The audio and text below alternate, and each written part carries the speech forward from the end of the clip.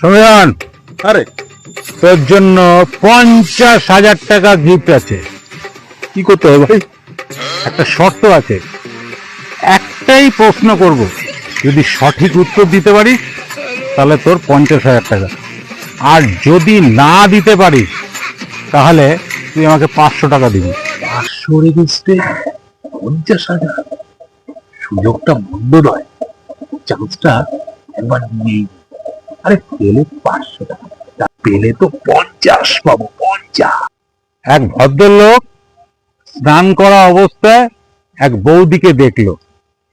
এখন স্নান কে করছিল? এই বৌদি? না না না না না, দাদা দাদা দাদা দাদা। সে 500 দে দে। তা দুটোটা বুধুর উত্তর তুই বল। উত্তরটা তো আমি নিজেই জানি না।